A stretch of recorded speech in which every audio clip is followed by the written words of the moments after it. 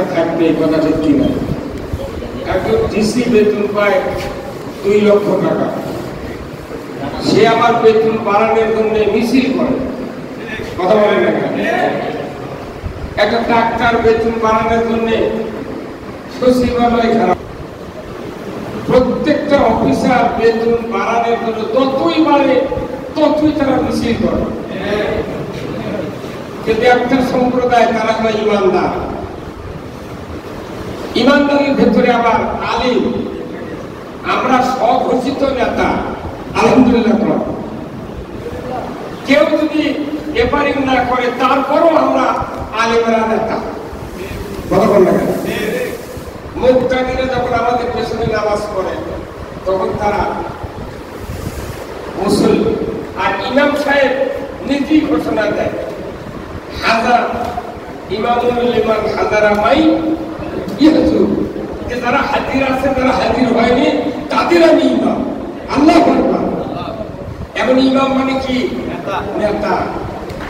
বাংলাদেশ মাজলিসুল মুফাসসিরিনের এই উদ্দেশ্য হলো ছড়িয়ে ছিটিয়ে থাকা মুফাসসিরগণ, যারা বক্তা, সমাজে বক্তৃতা করে, এনাদেরকে ঐক্যবদ্ধ করে সমাজে একটা দ্বীনের প্রসার ঘটানো, এটা হচ্ছে 1 নম্বর উদ্দেশ্য।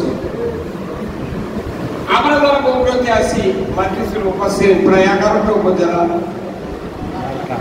12টা উপজেলা, কমপক্ষে 12 আদে 600 মাজলিসুল মুফাসসিরিনের সদস্য আছে, কথা ঠিক কিনা? তারা আমরা বক্তা, আমাদের পেপার নাই, কিচ্ছু প্রচার প্রপাগান্ডা নাই, কিন্তু আমরা সাপ্তাহিক একটা পেপার, কিন্তু আমরা এই পেপারের কাজ করতে পারছি না। বাংলাদেশ ইতিমধ্যে কয়েক বছর আগে একটা মুফাসসিরদেরকে ঐক্যবদ্ধ করে একটা মুফাসসির পরিষদ তৈরি করা হয়েছিল। তার নেতৃত্ব দিয়েছিলেন আপনার কেন্দ্রে আমাদের যে নেতৃত্ব আছে, আমাদের সম্মানিত মহাসচিব নুরুল আমিন ভাই, উনিও ছিলেন, আমরাও ছিলাম, কথা ঠিক কিনা? সবাই বাইরের রশিদি ছিলেন, সবাই ছিলাম আমরা। হুট করে আমরা যখন মাজলিসুল মুফাসসিরিনে ঢুকে গেলাম, অনেক প্রশ্নের সম্মুখীন হয়েছে। আমরা, আমাদেরকে জিজ্ঞাসা করছে, হ্যাঁ আপনারা কাল করলেন মুফাসসির আজহার মাজলিসুল মুফাসসিরিন পাশেই কথা বল না? যে আমার এই উত্তর সময় আমাকে একটা প্রশ্ন করলেন, আপনারা এই যে কি করলে আমার মাজলিসে যাওয়া হচ্ছে, বললাম যে মাজলিসুল মুফাসসিরিনের মূল যে চালিকা শক্তি সেটা হলো বাংলাদেশ জামাত ইসলামী, কথা ঠিক কিনা? আর মুফাসসির পরিষদের মূল চালিকা শক্তি কোন দলীয় ভাবে,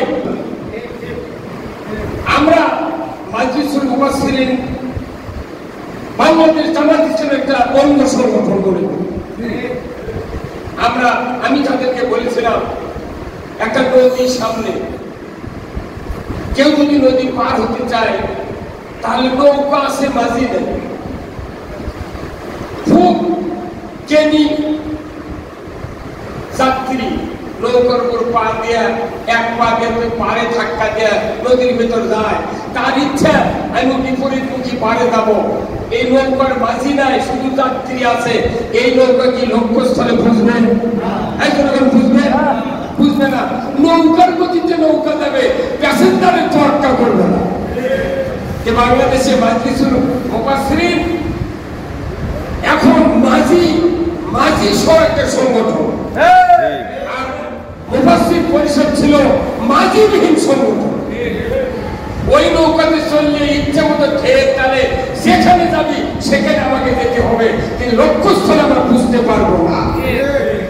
আমরা বিশ্বাস করি বাংলাদেশ জামাত ইসলামী মুফাসসিরদেরকে, বক্তাদেরকে ঐক্যবদ্ধ করে একটা আন্দোলন তৈরি করে জাতির সামনে কোরআনের সকল কথা উপস্থাপনের মাধ্যমে জাতি যারা বুঝতে পারে যে না, সকল আলিম ওলামা ঐক্যবদ্ধ হতে দিনের কথা বলে, সুদ হারামের কথা বলে, পর্দা ফরজের কথা বলে, আল্লাহর আইন চালু করতে হবে, ইসলামের জীবন ব্যবস্থা, এইগুলি উপস্থাপন করবে। এটাই হলো বাংলাদেশ মাজলিসুল মুফাসসিরিনের উদ্দেশ্য। বক্তা তো বহু আছে না? আমার 47 বছর বক্তৃতার বয়স, আমি দেখেছি হাজারো কথা কয় বক্তৃতা সবগুলি বক্তার নাম বলতে পারবো কিন্তু বলবো না।